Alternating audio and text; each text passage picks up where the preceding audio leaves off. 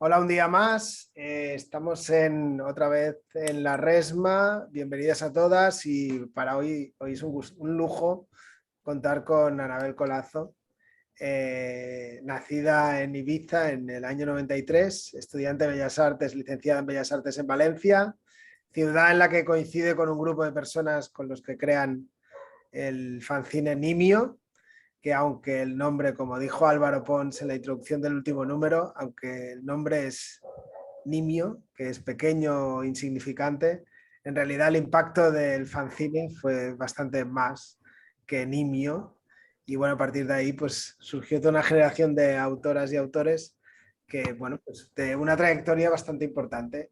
Y Anabel fue una de este equipo primordial de Nimio. Bueno, de hecho era un núcleo de 5 personas que se mantuvo. Pero a partir de ahí ya rápidamente empezó con El Cristal Imposible, que era también un proyecto de final de carrera quizás, y que publicó The Havilland, otra editorial que marcaría un camino importante de lo que es el cómic alternativo independiente actual, para posteriormente publicar Encuentros Cercanos, su debut en La Cúpula, No mires atrás y La Espada, Espada, que es su último trabajo, publicado este año también por La Cúpula, que lo ha realizado gran parte del proyecto en la Maison des Auteurs en Angoulême. Y nada, bienvenida, Anabel. Hola. Hola, ¿qué tal? Yo quería, Pues para abrir fuego, Gerardo, sí, porque sí, dale, dale. estos días he estado releyendo los Nimio, bueno, y todo lo que tenía aquí a mano. Y da la casualidad de que en el último número de Nimio, cuando explicas la historia de Miguel el Mago, ¿no? Del origen, en la segunda parte salen bastantes elementos de lo que luego aparecen en Espada. No sé si por ahí hay cierto germen, hay cierto elemento que tú luego rescatas. Sí, o sea, realmente me has pillado totalmente ahí.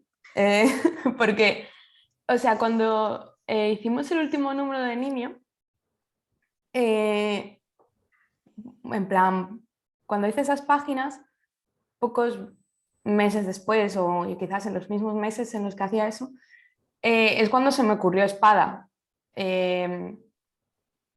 Y yo hice unos primeros bocetos de unas primeras páginas de Espada que no son las que hay en el cómic ahora, porque yo en aquel entonces ya envié el proyecto de Espada a la beca de acción cultural para hacer la residencia en Angoulême, pero no me cogieron. Y entonces dije, bueno, pues el proyecto este es un asco, no vale, entonces lo abandoné y hice No mires atrás. Uh-huh. Y luego, no sé, rescaté Espada y lo redibujé esas páginas que tenía esbozadas, que son las 3 primeras o las 4 primeras. Y entonces sí que me cogieron. Pero eso, se parecen porque los hice como en los mismos meses. Sí, además ya introduces todos los elementos, el monstruo, la espada, hay todos estos elementos que no... Está bien. Es curioso que lo digas porque claro, por el orden de publicación parece que te has pasado como de todo este tono de misterio, pero realista en el fondo, ¿no? De No mires atrás o de Encuentros cercanos a la fantasía más pura, más hardcore, pero veo que no, ¿no? Que hay como... Está todo mucho más mezclado igual, ¿no? En tu cabeza. Sí, a ver, o sea, de hecho, hacer No mires atrás fue un poco en plan, igual hacer una cosa así de fantasía como muy elaborada es fliparse demasiado y también es más fácil hacer algo más arraigado en el mundo real, ¿no? Como era No mires atrás. Y como también tenía esa idea de hacer lo de los creepypasta, pues, o sea, al final son como, o sea, siempre tengo como varias historias que quiero contar y voy cogiendo según me inclino más a un lado o a otro. Pero eso, en esa ocasión cogí No mires atrás porque pensé, igual es fliparse mucho hacer una fantasía aquí. Y de hecho, por eso la espada lo quise volver a intentar como como para la residencia en Angoulême, porque pensé que presentarlo así como una editorial sin lo de la residencia detrás y tal sería un poco loco, ¿sabes? O sea, es más como una historia de fantasía muy similar a cuando yo escribía pues mis historias de fantasía cuando era adolescente, ¿sabes? Entonces, pues en mi mente siempre era como algo que le gustaría menos a la gente o que sería más difícil entrar o lo que fuese. ¿Y el proyecto siempre fue así ambicioso? Lo digo porque, bueno, lo tenemos aquí, lo podemos enseñar. Es tu obra más larga de momento y es una obra en la que se intuye un trabajo quizás más largo, ¿no?, que en otros cómics, aunque solo sea por el formato y por el color también, claro, que es tu primera obra a color. No, la primera a colores, no mires atrás. Ah, bueno, es verdad, espérate, claro, sí, sí, no mires atrás también, sí, sí, estaba pensando en encuentros cercanos, sí. Sí, sí. Pero, a ver, claro, tenía que ser más larga. Desde el momento en el que lo pensé como una historia de fantasía, por narices como que da pie a que sea más largo, ¿no? Y sobre todo me permití que fuese así más elaborada porque estaba con la beca en Angoulême. ¿Sabes? Es como que podía dedicarle más tiempo. ¿Y cómo fue tu estancia allí? Porque, bueno, es como una especie de sueño, ¿no? Para mucha gente poder pasar allí una temporada que en el fondo uno vaya a currar, que tampoco es, no es una isla paradisíaca, pero bueno, como que casi todo el mundo que ha pasado por allí tiene muy buena experiencia y habla muy bien de aquello. Sí, a ver, Angoulême,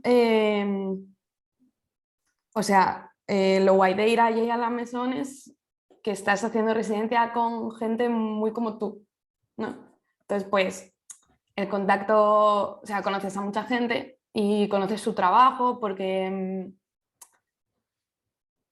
bueno, claro, también tienes que socializar un poco, ¿no? Pero en general incluso nos animan a compartir nuestro trabajo, hacen como una jornada de puertas abiertas en la que nosotros presentamos, si queremos, el trabajo, pero está muy bien para ver lo que hace otra gente y conoces más a la gente. Es cierto que es como muy fácil perderse en plan de estar ahí como mucho tiempo, o sea, como trabajando todo el rato. Eh, pero también es cierto que mi estancia fue rara porque en marzo nos confinaron, entonces Mm. no podíamos ir a la mesona a trabajar, estábamos en el piso. Y el piso, claro, el piso no hay el mismo ambiente de trabajo, estás con compañeros también de la residencia, ¿no? Es como... Bueno, coincidió, sí, normalmente el piso lo compartes con otra persona. Es raro que te toque solo porque casi siempre ahí está ocupado todo.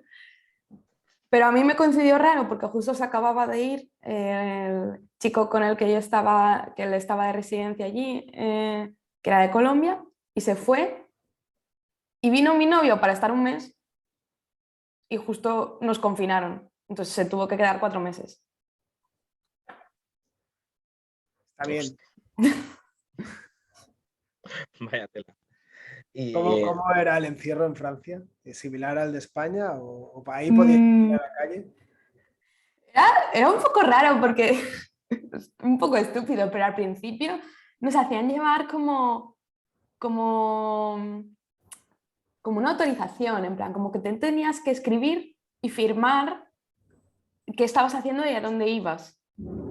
En plan, pues he salido de casa hasta ahora y voy a hacer la compra, por si el policía te paraba, ¿sabes? Mm, pero, o sea, nunca nos miraron nada. Era un poco rollo porque teníamos que escribirlo como cada vez, ¿no? Tenían que ser nuevos cada vez. Ujú. Ahora que sacas el tema, y es que más que nada, claro, ¿eso en qué punto afectó el proceso de creación? ¿O fue un momento, dices, pues mira, perfecto, me centro aquí, estoy con mi pareja, estamos aquí? Tampoco entiendo que Angoulême, no sé si existía el fenómeno del policía de balcón o el espía o el tal, o era bastante relajado todo.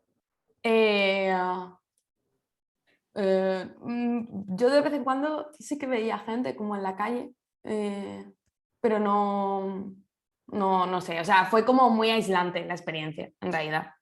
Es cierto que enseguida, tal cual se levantó el confinamiento antes que en España y ya era como que no había COVID, o sea, nadie iba con mascarilla ni nada. Y yo estaba en plan, jope, no puedo salir de Francia todavía, y esta gente ya le da igual todo. Y en cuanto al trabajo, sí que una parte un poco tal, porque tuve que conseguir un escáner para escanear las páginas. ¿vale? Pero bueno, me apañé.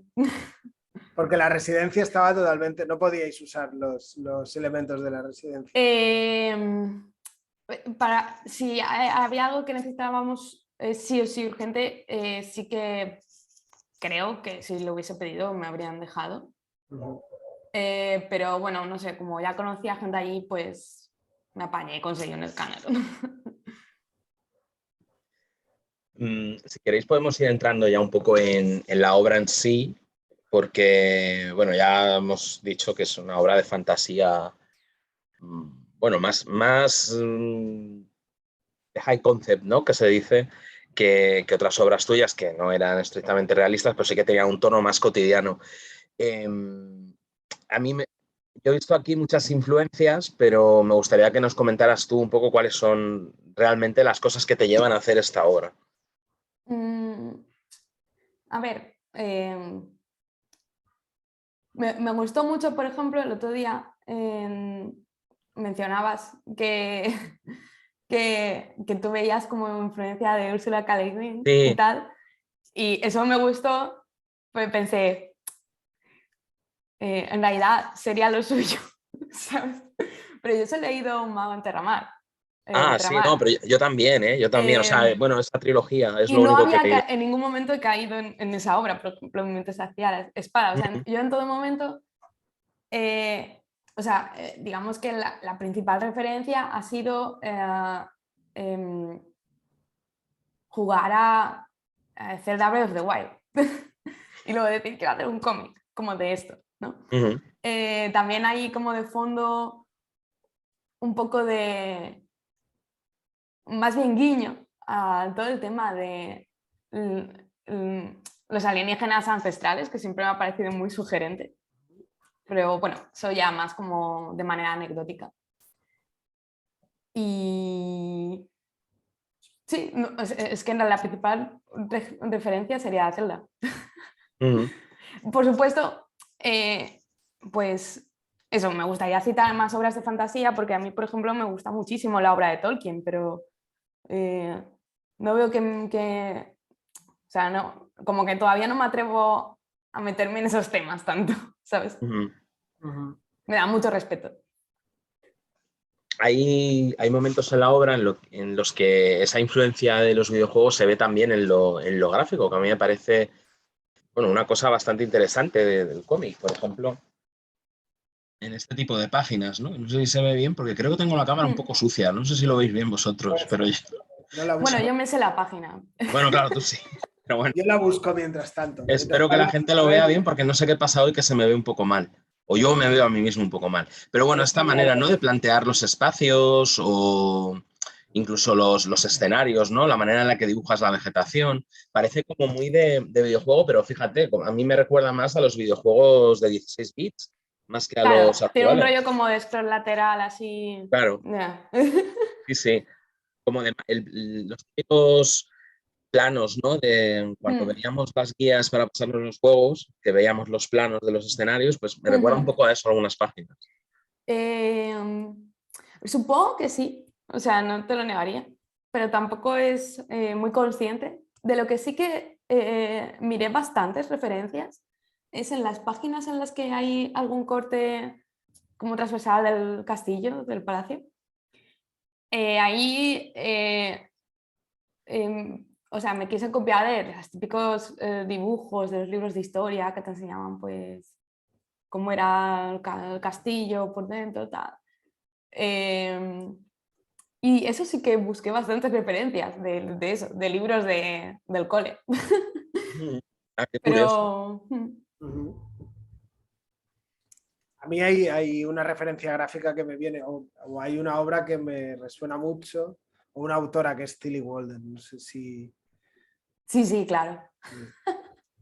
Ahí en Un rayo de sol, y también me recuerda a esos, tenía en el Patreon, que hacía como unos, bueno, después de hacer el diario, hacía unas composiciones también en vertical, lo que comentaba antes, ¿no? De meter en un mismo plano distintos niveles y tal, que es bastante, me parece. A mí me gusta mucho lo que hace Tilly, pero bueno, es que Tilly dibuja muy bien. O sea, lo que hace Tilly de dibujar también sin necesidad de, como de apoyarse en el color, y luego cuando pone el color es como súper simple, pero siempre le queda muy bien. Pero todo el trabajo que hace con el blanco y el negro me parece muy bueno, increíble. Y tu obra yo creo que comparte con la suya también esa capacidad de hacer obras de género, pero que sirven para hablar de problemas actuales, ¿no? De cuestiones que tienen que ver también con las relaciones humanas y un poco lo que pasa también no solo con las obras de fantasía y de ciencia ficción literarias, sino también, yo he pensado mucho leyendo Espada en todas las obras de autoras como Moto Hagio o Keiko Takemiya, esa manera de centrar todo mucho siempre en la construcción de los personajes y en las relaciones entre ellos. Y eso a mí me ha gustado mucho de Espada también. O sea, todo eso sí que es bastante consciente, porque, o sea, a mí últimamente me cuesta mucho leer, y me pasa mucho con las cosas que he estado intentando leer, que, o sea, cojo un libro de fantasía y estoy leyendo como muchas páginas que me están explicando el mundo y cómo funciona el mundo y tal. Y claro, yo estoy esperando siempre como una anticipación a que lleguen, o sea, a que llegue el capítulo en el que los personajes por fin se desarrollen y haya un conflicto y tal, y llega, pero a veces es como que se hace mucho rogar y hay mucha anticipación y tal. Entonces yo cada vez que y yo, aún en Espada, en retrospectiva, veo que igual me he pasado explicando cosas, porque tampoco me gusta mucho explicar, pero es cierto que a veces pues como ya me lo sé, pues no soy consciente, entonces Natalia, en este caso, ¿no? La editora de La Cúpula, me dice, oye, a ver, esto no se entiende, igual es un poco raro, mejor explicarlo a ti, así y tal. Pero ante la duda, siempre le doy prioridad a los personajes, en plan, al conflicto que tenga el personaje, o sea, como el centro es el conflicto del personaje, es lo que ayuda a resolver la historia, ¿no? Pero porque es lo que me gusta a mí leer. Uh-huh. Y hay un conflicto central ahí que es el de la protagonista con su madre, la reina, que a mí me parece lo más sustancioso, ¿no? Lo que más chicha tiene bueno, hay más relaciones, hay más personajes, luego podemos ir hablando de ellos, pero a mí me ha fascinado esa relación tan ambivalente que tienen entre las dos. Y la figura de la madre concretamente me parece muy interesante porque no es la típica villana, tampoco es la típica antagonista. No sé, me gustaría que nos comentaras también un poco si los personajes están antes que la historia, esto típico, ¿no? De primero tú tienes muy claro un personaje en tu cabeza y le creas la historia para ese personaje, o es al revés, tienes una historia y luego los personajes van apareciendo. O sea, los personajes siempre van antes de todo. Sí que es cierto que hay una cosa que... o sea, por ejemplo, la reina, por ejemplo, antes de escribir la historia, pues había que hubiese un personaje que fuese inmortal y qué consecuencias tenía eso, ¿no? En ese mundo. Y pues bueno, pues ya lo até al tema de la magia, tal y cual. Y la princesa igual, en plan, pues quería que hubiese una princesa, pero que no quisiese ser princesa. Y bueno, pues a partir de ahí, pues ya, pues ¿por qué no quiere serlo, no? Y desarrollas la historia y tal. Sí que es cierto que me parecía como importante el tema de no... Porque ahora justo estoy teniendo problemas con eso para escribir un cómic.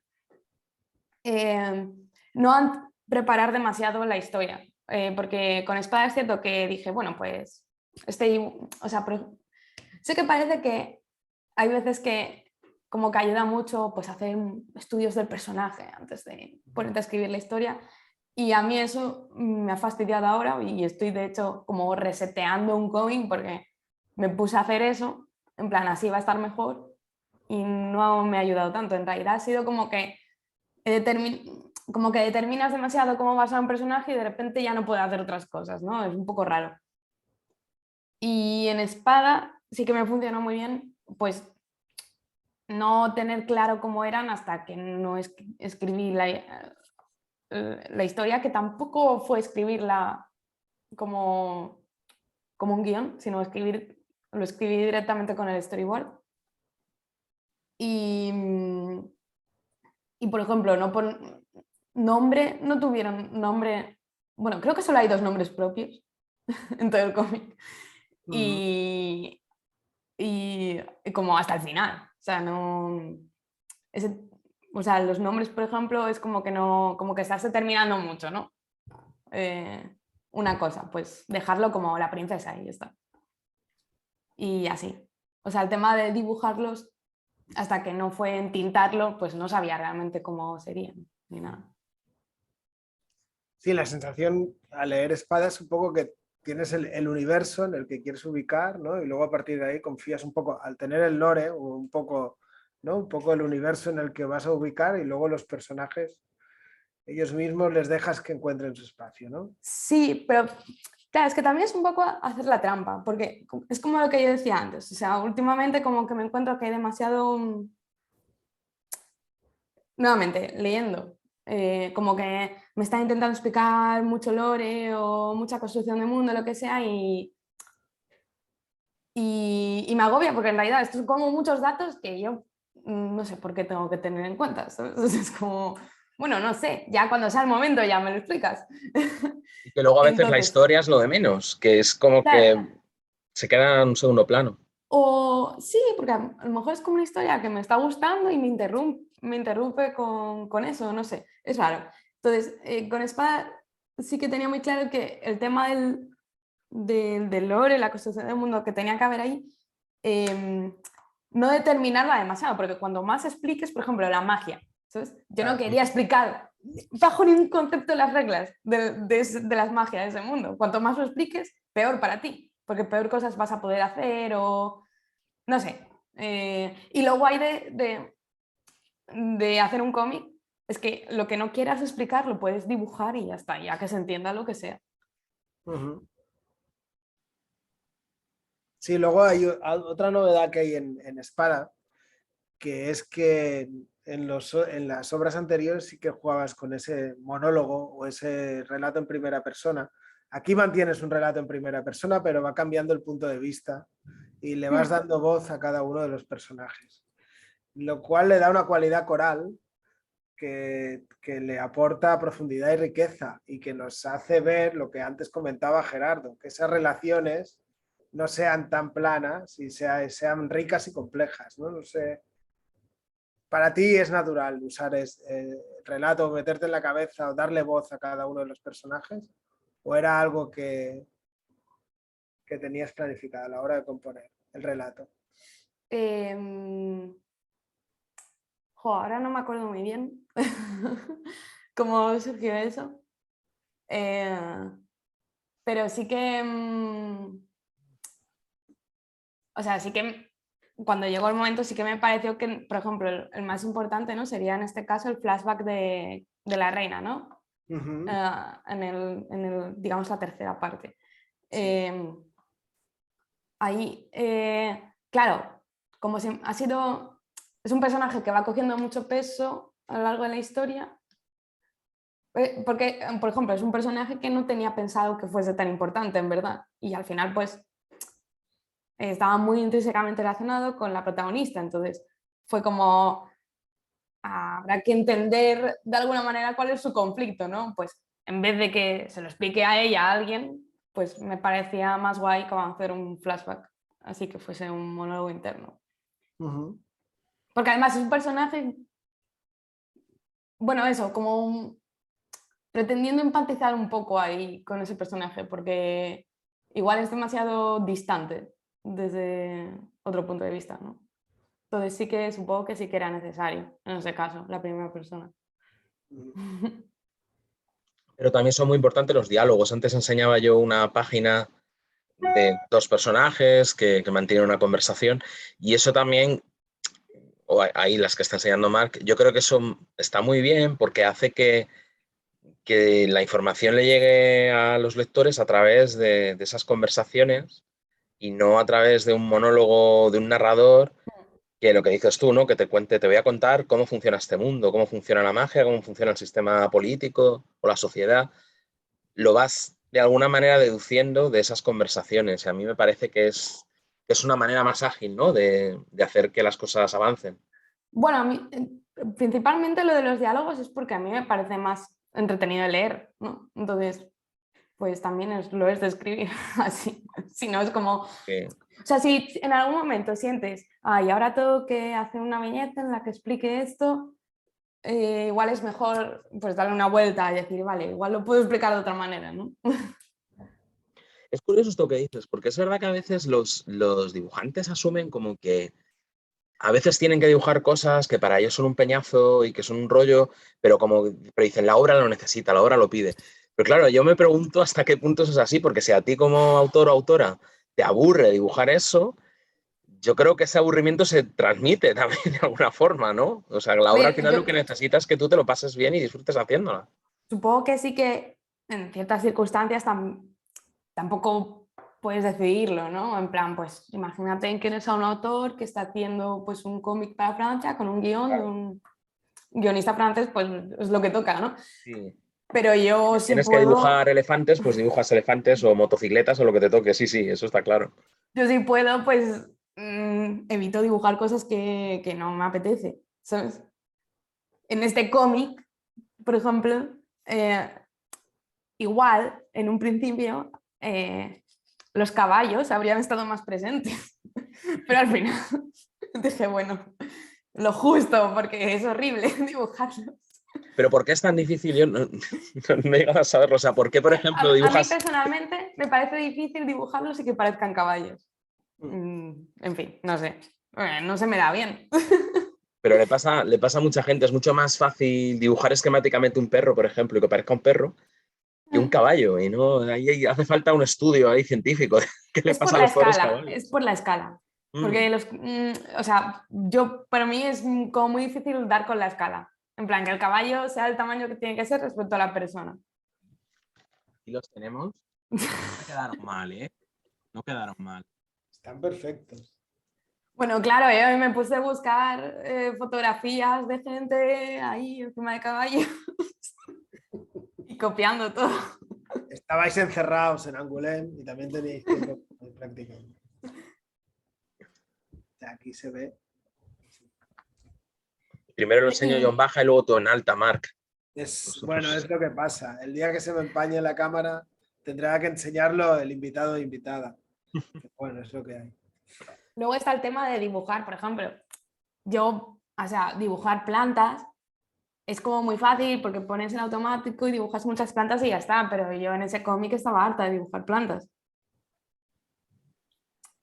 No es que sea aburrido, no es que no me guste, sino que al final pues eh, dices, bueno, voy a hacer menos páginas con plantas y ya está. Pero también las dibujas de una manera muy personal. O sea, no las dibujas de manera realista.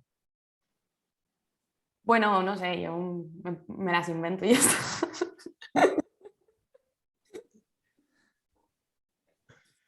Oye, otra cosa que me ha gustado del libro es que no recurres a las grandes batallas que a veces se ven, ¿no? En las obras de fantasía. Si, bueno, eso no sé si es por preferencia personal, igual un poco tiene que ver con esto del dibujo también, de no dibujar cosas que no te molan, o hay algo más detrás. A mí me ha gustado porque me parece como muy fácil. Al final hace una obra de fantasía en la que hay hostias todo el rato, grandes batallas con demonios o con monstruos. Me parece que eso está muy visto y me gusta más este tipo de obras, pero no sé cómo lo ves tú. A ver, hay un poco de qué pereza dibujar a una batalla, pero tampoco es que lo pidiese mucho la historia. O sea, desde un planteamiento, de los primeros planteamientos de la historia era, o sea, yo quería que la historia se resolviese sin ningún conflicto. Y de hecho, al final hay una especie de batalla Uh -huh. y como que me lo pensé mucho, en plan, no estaba segura si incluirlo al final, pero al final era como, bueno, vale, sí, está bien, ¿sabes? Queda bien con la historia y ya está. Pero sí que quería como evitar como esa especie de violencia a gran escala y todo eso. O sea, al final sí que puso un par de momentos, pero más íntimos. Sí, no son batallas convencionales tampoco, ¿no? No es como la típica, el monstruo final, ¿no? Del final del juego, es otro rollo y yo creo que es de agradecer también, porque al final También obras formaba, o sea, audiovisuales. formaba parte de cómo querría resolver la protagonista, ¿no? El conflicto, y al final pues toma sus decisiones, pero bueno. Mm. Es un conflicto, por cierto, que tiene mucha amiga. Me parece que está muy bien planteado. No sé si, bueno, a lo mejor es hacer un poco de spoiler, pero vamos, básicamente es acerca de si la magia tiene que estar en pocas manos o no, tiene que ser una cosa que esté en manos de la gente. Y claro, tiene mucha chicha eso, porque, en fin, porque tiene muchas implicaciones y muchas lecturas. Sí. O sea, realmente ahí sí que quise hacer un poco más lo de... Bueno, evidentemente, o sea, yo creo que se nota, ¿no? Que evito dar como una respuesta. Mm. Eh, o sea, quiero decir, habría sido un poco como encerrarme a mí misma, ¿no? Si tengo que decir, pues así está bien y así está mal. Es justo esto me pasaba que el lunes fui a ver al cine La princesa Mononoke, ¿no? Oh, qué Que nunca la maravilla. había visto en el cine. Y habla un montón de eso, de cómo hay como un conflicto y están las personas en medio. Y me hacía mucha gracia porque había un personaje que todo el rato preguntaba sobre el protagonista, ¿no? Pero ¿de qué lado está? Y era muy gracioso porque nadie le respondía y es como, no hace falta que le responda. Y me gustaba como mantener esa idea, ¿no? Esa ambigüedad, ¿sabes? Es el, que no es fácil, ¿no? Decidir lo que está bien y lo que está mal. Mm. Jo, pues me encanta que hayas traído este ejemplo a colación porque, bueno, aparte de que para mí es una de mis pelis favoritas de la vida, es que es siempre una de las cosas que más me ha gustado, esa idea de películas sin villanos, no hay malos. Hay personas que tienen sus intereses, que quieren proteger su modo de vida y a su gente, y esos intereses chocan en determinados momentos. Y me parece, jo, es verdad, es un ejemplo muy significativo de cómo llevar historias de fantasías a ese terreno. Es, bueno, eso, o sea, a mí me gustó un montón ver la peli el otro día en el cine, porque yo la recuerdo, es que no sé, la vi como muy de pequeña y además la había visto solo una vez y no me acordaba de casi nada. Y fue como, wow, ¿sabes? Yo quiero ir a verla al cine. Bueno, yo la vi en su... Es que claro, Mark y yo... ¿Tú la viste, Mark, cuando estrenaron esa peli? ¿Cuál ves? Bueno, no, que... Hostia, sí, claro. Claro, yo tenía 18 años, me parece, cuando la estrenaron. Sí, Y sí, sí, sí, sí. salí del cine flipando, pero vamos, de una manera Normal, ¿eh? como nunca me ha pasado, sí, sí, ni Sí, con sí. otras de Ghibli. Está muy Sí, guay. además lo que decís también es una constante en tu obra, ¿no? Que es que nunca das, o sea, nunca das, siempre dejas la duda, o sea, todos los personajes dudan en todas tus obras, en encuentros cercanos, nunca hay una respuesta, siempre se lo dejas al lector porque no hay una conclusión, ¿no? Y eso enriquece mucho la lectura de la obra y al A mismo ver, tiempo, sí que es cierto que en encuentros cercanos y en no mires atrás se queda como esa ambigüedad en el aire, pero en realidad era como lo fácil por la temática, ¿no? Al final son temáticas como de carácter muy etéreo, ¿sabes? El fenómeno ovni, los creepypasta, ¿no? No era como algo tan fuerte y tan sólido como es en Espada el poder, ¿no? O las implicaciones que tiene el poder, lo que sea. uh-huh. Fue más fácil en No mires atrás y en encuentros cercanos. También son fenómenos de, ¿no? Un poco, no sé, todo el tema, todo el forteanismo, todo el tema de los contactos y todo lo que implica. Y luego tú también los elementos que coges y la reflexión a la que invitas al lector a hablar sobre el tema. O sea, que va más allá del contacto o qué hay, ¿no? Ahí detrás. ¿Qué se esconde a nivel Sí, sociológico, a nivel psicológico también, ¿no? Un en poco. encuentros cercanos sí que me quise centrar mucho porque sí que en aquel entonces estaba bastante, bueno, en realidad sigo como muy metida en los temas de ufología y tal, Eh, pero en aquel entonces como que los había recién descubierto, ¿no? En plan, ¿qué es todo esto? ¿no? Ujú. Y sí que me parecía que siempre había como una tendencia a hablar de los temas desde un punto de vista como muy, no sé, tú te lees un libro de JJ Benítez, ¿vale? De los primeros que hacía de investigación de campo y estaba intentando como eh, analizar las cosas con el método científico, ¿sabes? Y la perspectiva era como muy poco humanista, ¿sabes? Y es como, el contacto que tienes con estos fenómenos son las personas. O sea, realmente el fenómeno es sociológico, no tiene nada que ver con una ciencia ufológica ni nada de eso, ¿sabes? Es otra cosa. Eh, entonces sí que tenía muy claro en encuentros cercanos que quería que el centro fuesen los testigos, ¿no? Del fenómeno. Y en el caso de No mires atrás, ahí estamos en lo mismo, pero ahí hay la relación de las amigas, y es también ese coming of age, ¿no? Ese crecer, que hay una relación aquí en el último, en Espada, hay una relación madre-hija, pero en el otro hay un paso de la infancia a la madurez, muy bestia. Es un relato que, bueno, a través de lo creepypasta se esconde un relato de madurez, ¿no? Un Bildungsroman, un poco. No sé si Sí, esto también.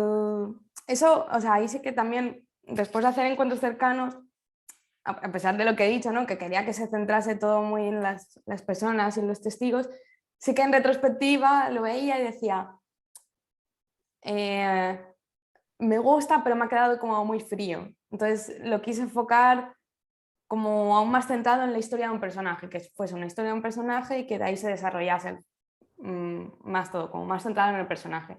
Aunque fuese como mucho más ficcionado. No sé si has podido releerlo, Gerardo, estos días. No No, mires tengo un atrás. problema que voy a confesar ante nuestros espectadores y es que me he mudado hace poco. Bueno, se ve que ha cambiado mi entorno habitual en estos vídeos y entonces me cuesta todavía un poco encontrar las cosas. Espada, afortunadamente, sí que lo tenía localizado, pero no estoy muy seguro de dónde están el resto. Es un poco Entonces, dramático. este es el setup de haberse mudado hace poco, porque yo también me he mudado También, hace poco. lo primero que hacemos es preparar el escenario para los vídeos. Luego ya el resto de la casa está todo ahí de cualquier manera. Sí. He solidarizado con vosotros y he cambiado de habitación. No me he mudado, pero estoy en otra habitación. Tú estás muy minimalista hoy, Marc. Sí, estoy muy. Normalmente soy yo el que tiene la espalda cargada de tebeos y hoy estoy pared en blanco y un poco de plantas ahí y ya.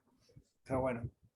Pero No, yo vamos, aún así los recuerdo bastante bien, ¿eh? Porque los leí hace relativamente poco.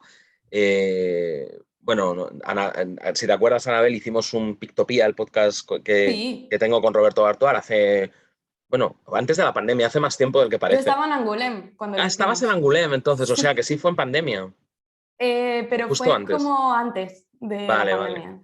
Bueno, pues ahí en ese momento, no, tanto Roberto como yo nos releímos los cómics, o sea que los tengo relativamente frescos y me acuerdo bien de ellos. no sé, yo quería preguntarte, ya que te tenemos hoy aquí, Nimio, ¿qué supuso como fogueo? Porque fue un campo de pruebas muy rico, porque además, al menos en los 6 primeros números, la cadencia era mensual, era como algo muy, parece marcial, o sea, prácticamente súper pro. Y además esos números como que los empezamos a sacar en nuestro cuarto año del grado. Así que estábamos terminando la carrera y dijimos, vamos a sacar esto que es mensual.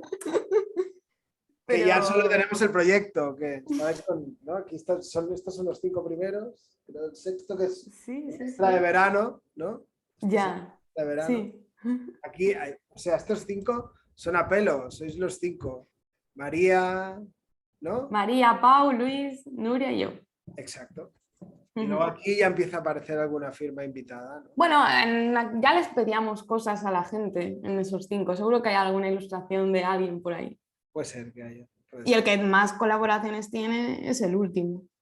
Claro, sí, el que publicáis con la cúpula, ¿no? Sí, ya parece muy bien.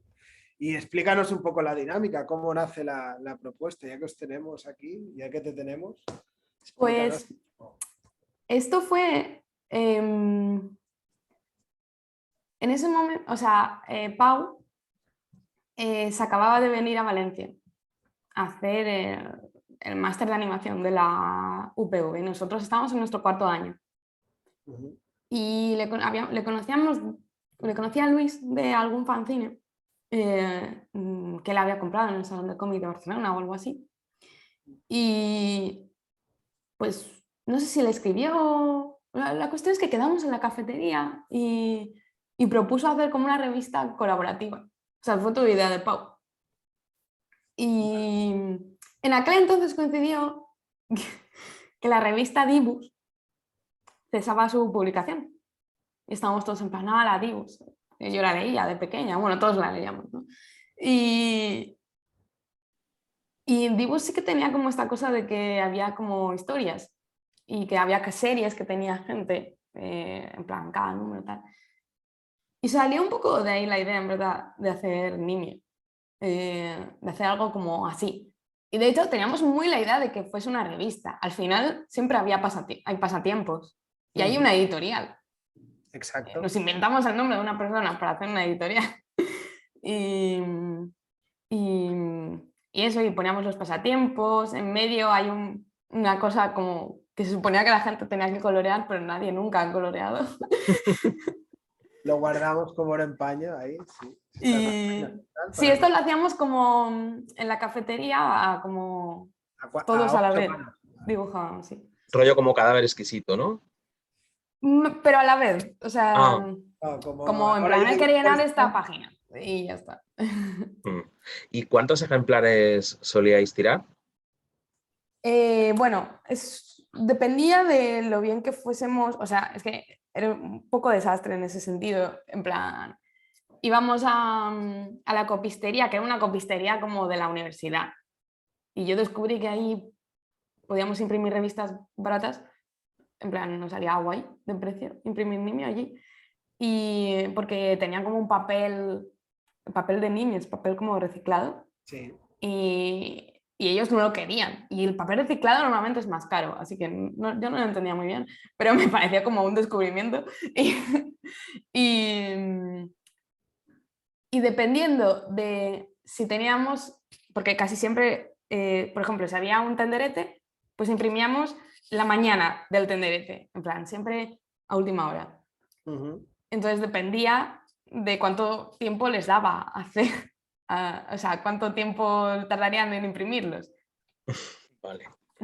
Pues a veces teníamos que pedir 20 y a veces podíamos pedir 40 Y ellos y lo imprimían reimprimíamos bastante. y grapaban en la copia. Sí.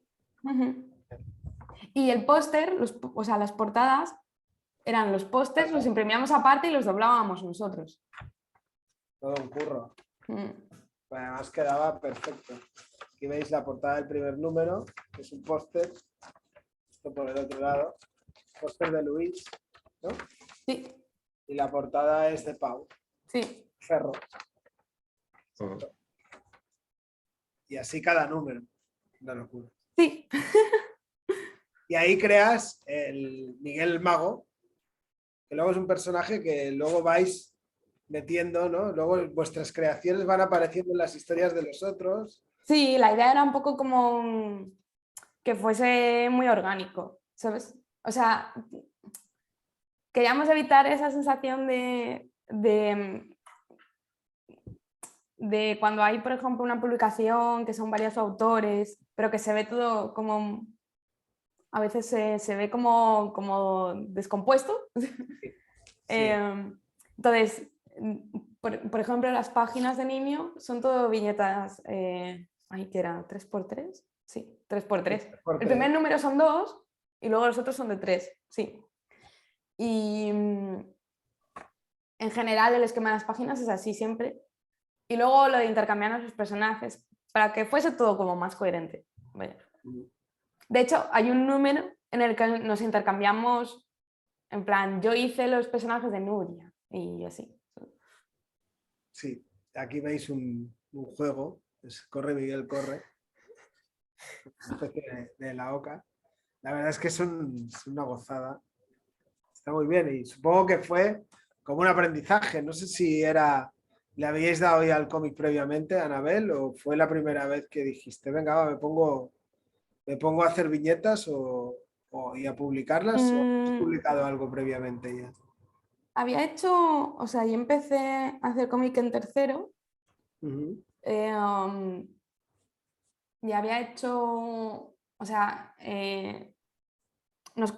yo conocí a Julia, a Nuria, a Luis y María de clase y también del club de cómic de la uni, porque ellos estaban ahí desde primero y yo me metí en tercero. Y el club de cómic, que sigue activo hoy día, hace como cada año para el Salón de Cómic de Barcelona, imprime un fanzine y van allí como el club de cómic de la Universidad Politécnica. Y en ese fanzine quizás debe de estar el primer cómic que yo he publicado. Y luego, a finales de ese año, de tercero, imprimí algún fanzine. Hice 2 fanzines. Sí, hice 2 fanzines. Uno con María y uno así pequeñito yo sola. Y luego ese verano, que fue mi último verano de solo vacaciones, porque ya los siguientes veranos, yo he estado trabajando varios veranos en una librería.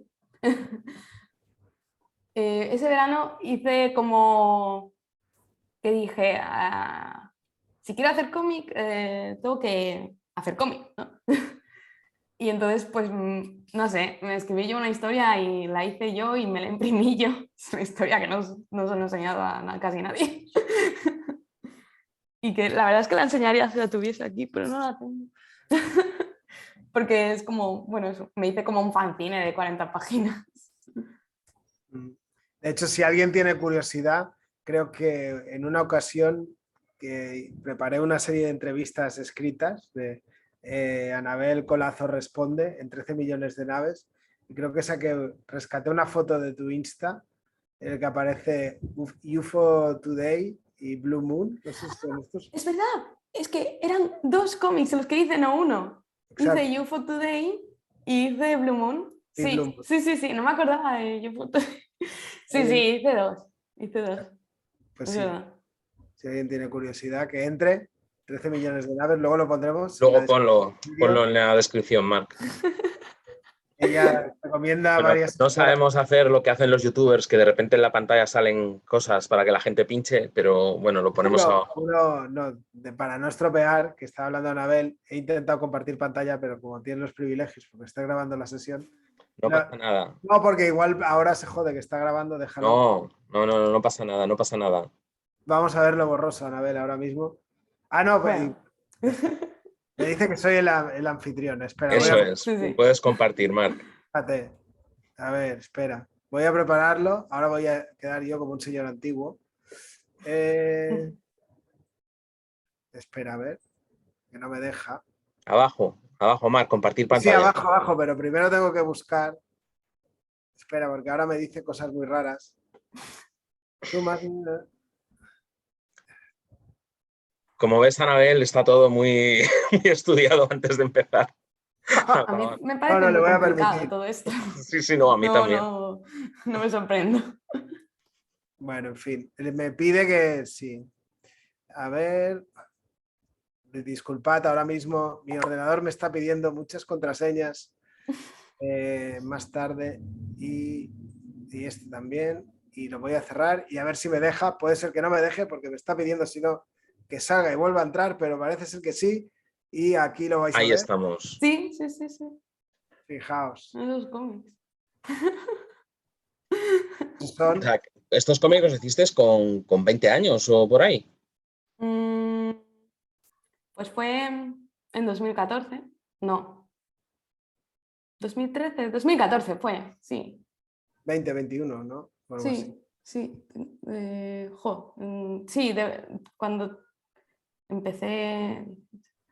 Sí, 20. Ujú. Pero son cómics que hice como. Pues porque tenía tiempo. Si es que tampoco quiero decir. No estaba haciendo nada ese verano. En verano hice UFO Today, estoy pensando ahora. Y luego empezamos cuarto y había una asignatura de cómic y hice Blue Moon para esa asignatura. Y la portada es muy Taiyo Matsumoto. Sí, sí, estaba ahí a tope, o sea, me encanta el trabajo de Tayo bien, pero en aquel entonces lo acababa de descubrir y el interior es muy Tayo también. Está bien. Luego aquí nos hablas de esta autora, que es Mm. Fumiko Takano. No sé si nos quieres hablar, porque supongo que mucha gente que nos esté escuchando igual no sabe quién es. Fumiko Takano, de hecho, Tayo Matsumoto es muy fan de Fumiko Takano. Ujú. Y tiene una entrevista, joder, ¿dónde es la entrevista? Aquí mismo. Pero tiene una entrevista muy guay. Sí, esta. Fumiko Takano es que es como una de estas autoras que nunca ha sido traducida en castellano. Ujú. Yo solo tengo como un par de cómics suyos, uno en francés y uno en chino. O sea, Sí, y tiene como, bueno, tiene un tipo de dibujo como muy guay. O sea, es como muy versátil, como que tiene un montón de movimientos, una pasada lo que hace. sí, aquí en esta entrevista, no sé si esta es suya. Sí, No, igual. sí, este cómic lo tengo yo. Mm. Mm.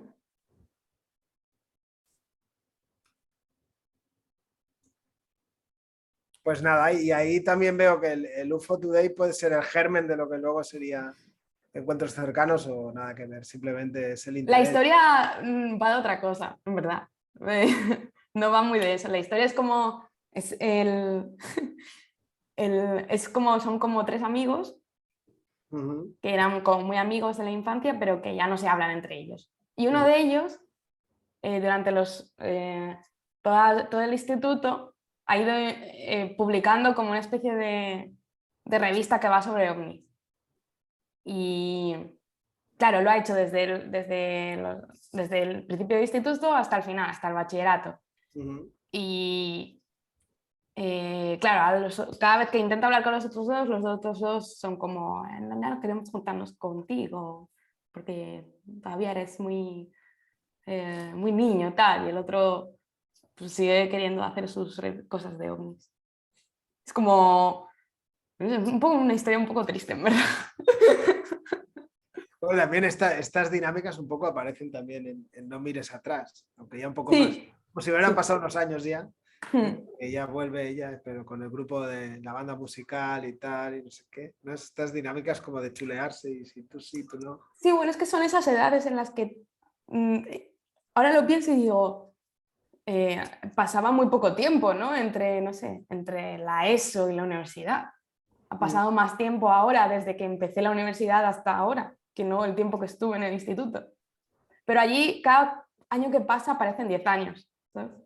Y porque la gente cambia mucho. Entonces es como que da mucho pie a escribir historias como muy, no sé, con muchos conflictos y tal. Y entiendo que es a través de Nimio que os conocen las editoriales o la gente de otras ciudades y es como llegas a la gente de Haviland y te publican este primer trabajo que es El Cristal Imposible, que también tiene muchos elementos de tu universo, ¿no? Del universo Anabel, ¿no? Aparece un poco el mago, las plantas, otras realidades. Sí, o sea, bueno, nosotros, claro, íbamos vendiendo Nimio pues a donde podíamos ir, a los festivales. Tenderete, en Graf, íbamos a ir, Guterfest, Salón del Cómic. Y sí, o sea, claro, sí, sí que nos, o sea, yo recuerdo que, por ejemplo, en mi vídeo de las cúpulas, cuando nos vio ahí vendiendo anime y tal, nos dijo, si alguna vez tenéis alguna propuesta, me lo podéis presentar, tal. Y eso, yo estaba haciendo el que estaba imposible, que era mi proyecto, mi TFG, y que está planteado como un cuento. O sea, algo como, por eso es cortito. Bueno, eso, tenía que ser cortito, un cuento. Y de Javilán me escribió para preguntarme si tenía algún proyecto que estuviese haciendo. Y como estaba haciendo eso, pues se lo enseñé. Muy bien. Yo creo también, al hilo de todo lo que habéis comentado de las influencias y de esta autora japonesa y demás, supongo que para ti es la experiencia de meterte en el cómic e ir conociendo autores y autoras es bastante diferente a otras generaciones, porque claro, tú desde que tienes uso de razón prácticamente habrás estado en internet y las cosas te llegarán mucho por ahí, con lo cual imagino que claro, tienes un panorama en ese sentido mucho más amplio, ¿no? Que no te ciñes solo a lo que se publica aquí y ya está, sino que puedes llegar a otras cosas. Mm, sí, claro, pienso en cuando era pequeña y sí, 100%. O sea, yo empecé leyendo manga. En concreto el tomo 1 de Naruto. Pero tampoco, es que además en Ibiza no abundan las librerías, ahora mismo hay 2 en la ciudad, creo que hay alguna otra así más pequeñita en algún pueblo. Está la del aeropuerto, es bastante grande, la verdad, en comparación. Y, y son generalistas, no hay librerías especializadas. Ha habido, pero no se ha mantenido. O sea, una cosa de, en esta librería, en este lugar en el que vendían Warhammer, venden manga ahora. Y a lo mejor al año siguiente lo han cerrado, ¿no? Entonces, a mí me costaba mucho cómo llegar al manga. Y a todo, en general, ¿sabes? Porque el manga o sea, casi solo llegaba manga y, claro, llegaba al manga, pues, llegaba como en forma de fascículos, son un poco raro. A las librerías a las que yo iba, en plan, pues llegaba Naruto, One Piece y pues lo que tuviese Glenato, Planeta o Norma, ¿sabes? Tampoco llegaba mucho más. Y eso, juntado a que, o sea, en la primera década del 2000 lo que se publicaba en España no era lo que se publica ahora, que ahora es como una locura, ¿sabes? O sea, yo ahora cada vez que voy a Alita descubro una editorial nueva de manga. Eso, claro, era como nada que ver. Entonces yo tiraba mucho de, de la piratería. Tampoco... Y pasaba además que tampoco había mucho traducido, entonces yo me descargaba muchas cosas que estaban sin traducir, las veía y luego me olvidaba. Recuerdo descubrir... tenía una enciclopedia no, como un tomo que es como la historia del manga, se llamaba algo así, que sale Astro Boy en la portada. ¿El de Alfonso Moline puede ser? Ay, no lo sé cuál es el autor. Puede Yo ser. lo tengo también aquí. Uno así que la portada Pero es como negra y roja. sí, Ese es el de Alfonso Moline. vale. Pues ese libro me lo compré de casualidad en pues, la típica feria de libro que pone cosas de Sado o lo que sea, y en Ibiza. Y flipé bastante porque es sobre la historia del manga. Y en aquel entonces dije, este autor tiene buena pinta. Y a lo mejor había una fotografía de una viñeta, ¿no? Y lo subrayaba para luego buscarlo. Y el verano pasado estuve como que recuperé ese libro y vi que había subrayado todos los autores que posteriormente había leído, ¿sabes? Tenía subrayado a Taiyo Matsumoto, tenía subrayado, ¿cómo era? Pies descalzos, también para leer, tenía subrayado a Tsuge, tenía no sé, como que fue como... Yo me había olvidado de que había hecho eso, porque yo qué sé, igual lo hice con 12 años, 13 años. Pues tenía ya ojo la Anabel del pasado, ¿eh? Porque con 12 años fijarte en Sube... Bueno, pero yo subrayaba las cosas que parecían más raras, ¿sabes? Un poco en plan, uy, a ver qué es esto, ¿sabes? Lo quiero buscar. Qué bueno. Cuando llegas a Valencia, ahí sí que, claro, descubres ahí sí que hay un mundo de librerías especializadas, tal, no sé qué. Eso es un Sí, impacto, ¿no? sí, también, también importó que yo me juntase con Luis, por ejemplo. Luis tenía como que sabía mucho de manga y de cómics. Nada, y me decía, ah, esto te va a gustar, esto te va a gustar. Me dejaba muchos cómics. Ujú. Ujú. Que es el grupo el que está en el club de cómic que tú dices que entras en tercero. Que entiendo que aparte de hacer el fanzine, ¿qué otra dinámica había en ese club de cómic? Bueno, tampoco se hacía mucho más, ¿eh? O sea, ¿Pero teníais allí como una biblioteca o algo que pudierais...? no, era más bien pues reunirnos los miércoles, se hacía alguna actividad, en plan, algún ejercicio, tipo un cabre exquisito, lo que sea. Esos Ujú. ejercicios de creación de personajes, cosas así. Ujú.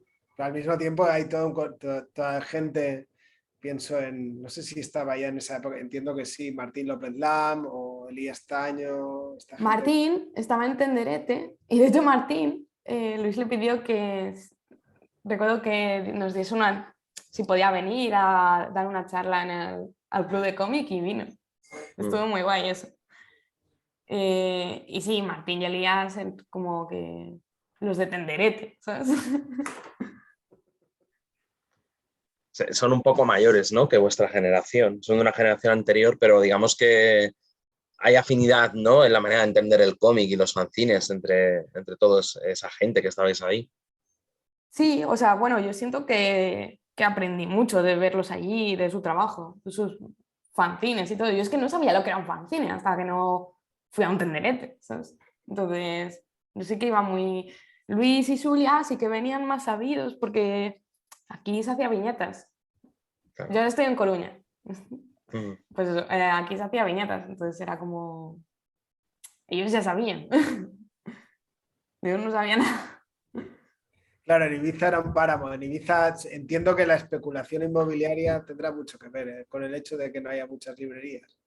O la presión Sí, o sea, turística, ¿no? Entiendo. te lo podría resumir así, porque te ilustro que la librería a la que yo, una de las dos librerías a las que yo iba de pequeña, en una fue la que he trabajado varios veranos y en otra, con la reforma de la plaza del Paseo Central de Ibiza, eso se ha convertido en un máximo duty, o sea, la vendieron los hijos de los dueños. No, es muy loco lo de la especulación. Ya, ya. Bueno, pues Anabel, hablamos. ya por volver un poco a lo que es tu obra más reciente, ¿qué respuesta estás viendo por el momento de Espada? ¿Estás contenta con la recepción del público, con cómo está funcionando? Sí, o sea, estoy sorprendida, en plan bien, porque como decía al principio de todo, comenté lo de que Espada me daba un poco más de respeto publicarlo, porque pensé, bueno, esto es una historia de fantasía, pero igual, como no tenía arraigos en el mundo real, pensaba, bueno, le va a costar más llegar a la gente, ¿sabes? Igual es algo como que solo me va a gustar a mí y ya está. No sé, lo sentí así como mucho más personal y más difícil que llegase a nadie. Y es como la que mejor decepción ha tenido, entonces, en ese sentido, súper guay. Es curioso que pensaras eso. Antes, cuando lo has mencionado por primera vez, me he quedado con las ganas de comentarlo porque no hace tantos años el cómic mainstream, el cómic que mejor funcionaba era precisamente el cómic de género, el cómic de fantasía, de ciencia ficción. Y me llama mucho la atención que tú ahora tengas la percepción de que eso es como algo menos comercial o o más minoritario que las historias más cotidianas o las historias más realistas. Wow. pues totalmente eso. O sea, yo siempre pienso que lo que se salga un poco del costumbrismo ya es como, esto no va a funcionar, ¿sabes? O sea, porque, bueno, es como lo que parece que es más fácil que llegue a la gente, ¿no? O sea, sí, una historia como ambientada en el mundo real, que cuente problemas reales, o bueno, ¿no? Problemas reales. No sé. Supongo que es porque es lo que yo veo en las librerías. Sí, igual a nivel de producción española, ¿no? Es la novela gráfica española igual va más por ahí, ¿no? Por temática histórica, social y demás. Al Sí. mismo tiempo, tú, Anabel, tus obras se han ido publicando en Francia. Las has sacado aquí, pero luego esta última de Espada también está previsto que salga en Francia también. Salió en mayo. ¿Mayo? O en Qué bien. junio. En junio. Este, Y guay, la verdad. la O sea, voy misma. recibiendo mensajes en francés de que hay gente que le ha gustado, así que bien. Qué bueno. Muy bien, muy bien. ¿Con qué editorial ha salido? Con Saela, Mm. que es la Saela, misma. los tres libros te los ha sacado Saela. Y te han invitado a hacer giras o a presentaciones en Francia y tal, Anabel, ¿o no? Me invitaron en Angoulême por primera vez en 2019, antes de yo tener la residencia y todo. Y fui a Angoulême, que de hecho fue el año en que estaba Taiyo Matsumoto de invitado y tengo Catálogo. lo tengo firmado. y luego al año siguiente yo ya estaba en Angoulême, entonces ya también hice firmas allí, porque justo salió No mires atrás allí en francés. ¿Y luego estuviste solo en Angoulême o te llevó la editorial alguna Solo he más? estado en Angoulême, porque, claro, entre No mires atrás y ahora Espada ha habido como este periodo extraño, ¿no? Ahora ha vuelto a la normalidad, parece. Parece ser. Antes nos comentabas también que ya estás dándole vueltas a esa historia que decías que has tenido que resetear. ¿Es el próximo proyecto tuyo que vamos a ver? ¿Hay alguna otra cosa por ahí que nos puedas contar? No, eso va a ser lo siguiente que haga, no tengo otra cosa. A ver si me pongo a hacerlo. Pero no se puede contar nada todavía, ¿no? Estás en una fase muy incipiente, entiendo. Pues es que está muy distinto, o sea, está, como lo he reseteado, está muy... que no sé muy bien por dónde va a tirar. Bueno, pues lo esperamos ahí con ganas también. ¿No te ¿Qué puedo atreves a decir? Que Que va a ser fecha? más rollo fantasía también. Pero bueno, eso. O sea, va a ser, yo creo que es más Espada que No mires atrás o Encuentros. Pues También a nada, color. También a color, Anabel. Sí, sí, sí. Ese color, por cierto, ¿es color digital todo entero o haces alguna parte? No, no, o sea, no sé colorear en la vida real. En la vida real? pero sí Es que todo en alguna digital. entrevista que tú ibas con un cuaderno de dibujo y con acuarelas en algún momento de tu vida, ¿o no? Sí, de hecho, yo usaba muchísimo las acuarelas en tercero y en cuarto. Pero es muy difícil escanearlas, entonces dejé de usarlas. ¿No queda bien o cuál es el problema para escanearlo? Tienes como que dar con un perfil de color específico. Muchas veces los papeles buenos para hacer acuarelas son papeles que son muy porosos y el poro también se escanea. Entonces tienes que limpiar mucho las páginas. O sea, ahora mismo sí, o sea, es un tela de difícil.